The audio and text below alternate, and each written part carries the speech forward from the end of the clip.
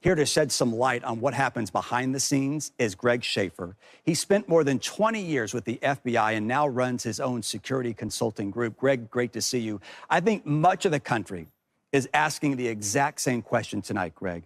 This kid was on the FBI's radar a year ago, so why wasn't more done back then? Well, you mentioned it in your opening there, Chris, that there was no violation of law. It's difficult. It's that slippery slope we talk about. At what point do you take guns away from people who are perceived to be a threat to themselves or to others, but there's been no violation of law? So the FBI gets upwards of 2 million of these anonymous threats every year in the National Threat Center. Wow. We get the threats, we forward to the jurisdiction closest by to where it's applicable. In this case, it was in the county in Georgia where the shooter lived. The local authorities visited the house, talked to the student, talked to the father, and came away with the fact that the shooter denied ever posting anything like that. The father said he had control of the weapons. There was no violation of law. So there's really little that law enforcement can do at this point. Authorities have searched the suspect's home, and they found documents that they believe he wrote referencing past school shootings. What does that tell us about his state of mind? Well, every one of these shooters, Chris, they don't just wake up that day and decide to be a mass shooter. That's not how it happened. There's what we call a pathway to violence. And the documents that were found, the manifestos that they write, the research that they do online, the collection of weapons and ammunition, the surveillance they do on the site in which they want to do their heinous crime, all that is a pathway to violence. And what that tells us is if somebody can interject or inject themselves in that pathway, we can oftentimes then stop the shooting. So unfortunately, that did not happen in this case, where the father wasn't paying enough attention to what his son was doing online, maybe wasn't spending enough time in his room to find out what he was doing. Of course, in 2020 hindsight, buying that child an AR-15 was, of course, the wrong answer as well. But this pathway of violence needs to be identified sooner, and it needs to be stopped.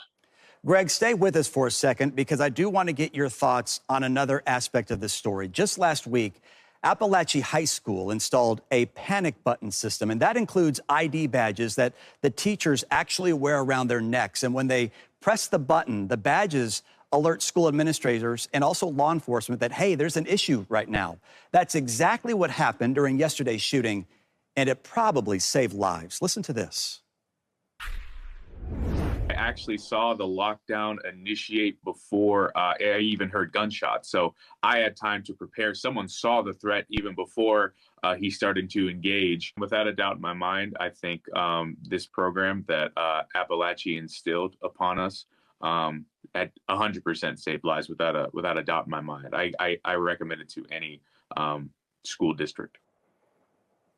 Greg, we've heard a lot of different suggestions when it comes to school safety, right? Everything from arming teachers to using metal detectors outside of schools. What's the best way that we can secure our schools? What should we as parents be asking our local schools? Well, that system certainly, undoubtedly saved lives. It's all about getting that advance notification. The sooner you can get in front of that event, we call it left of bang. The sooner you get in front of left of bang, the more time you have left of bang, the more lives you will save. So having those fobs, for lack of a better word, that any teacher can initiate, and it spreads the communication school-wide and to law enforcement right away. Again, like the last interview said, they were notified before the first shot was fired. That is key. That is critical. But one thing that we overlook a lot, I think, as well, is, again, it's about that pathway of violence. The student to counselor ratio in our schools nationwide is 500 students for every counselor. The National Association of School Counselors recommends it to be 250 students per counselor. So we are double that. In our U.S. prisons, the prisoner to counselor ratio in prisons is 200-to-1. So we're giving our prisoners better counseling than our children at schools. We need to, again, get in front of this, do a better job in identifying these individuals who are on that pathway to violence and stop them before they take action. Wow. But again, getting back to those fobs, getting back to those cards, absolutely saved lives, highly recommend it. It's all about communication in critical incidents. Yeah, and it all comes down to funding as well. Finally, we live in a world where these shootings have become far too common. What should we tell our kids if they see a shooter or they hear shots? Is it the run, hide, fight approach? Is that best? Well, if running takes you in the path of the shooter, then don't run. Otherwise, my greatest recommendation is to move, get off the X. If the shooting's happening in the school, you want to get away from the school. Keep in mind that the hit rate on a moving target is 4%. That means that you have a 96% chance of not being shot just by running away, just by movement. So if running is an option to you, absolutely get as far away from that threat as possible, as quickly as possible. Greg Schaefer, great to see you, my friend, and thank you for sharing your expertise with us tonight.